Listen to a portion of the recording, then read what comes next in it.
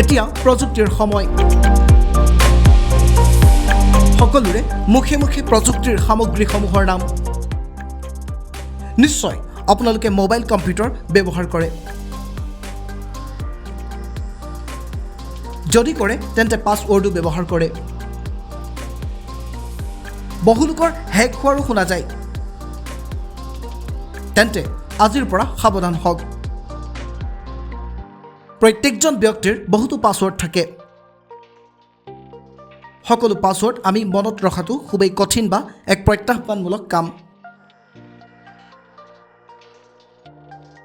মানুহৰ mobile computer যিমানবোৰ application থাকে সকলোবোৰতে পাছৱৰ্ড ব্যৱহাৰ কৰে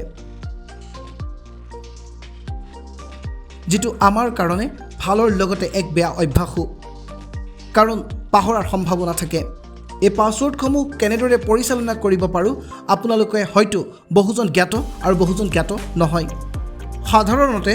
সঘনাই ব্যৱহৃত email banking social media Netflix Amazon Spotify log in কৰাই নহয় আৰু লগতে দ্বিতীয়বাৰৰ বাবে ব্যৱহাৰ কৰা নিশ্চয়তা নথকা ই কমাৰ্চ ছাইটবোৰো পাছৱৰ্ড মনত ৰাখিবলগীয়া হয়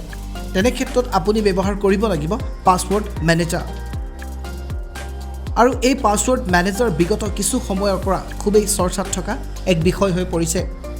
বিশেষকৈ বৰ্তমান সময়ত হেক হোৱাৰ ঘটনাই বহুলোকক অতিষ্ঠ কৰে তেন্তে সকলো পাছৱৰ্ড সুৰক্ষিত ৰাখিবৰ বাবে আপোনালোকে নিজৰ ফোনটোত বা কম্পিউটাৰত পাছৱৰ্ড মেনেজাৰ ইনষ্টল কৰি সকলো তথ্য সুৰক্ষিত কৰি ৰাখিব পাৰিব news desk report DS News 24/7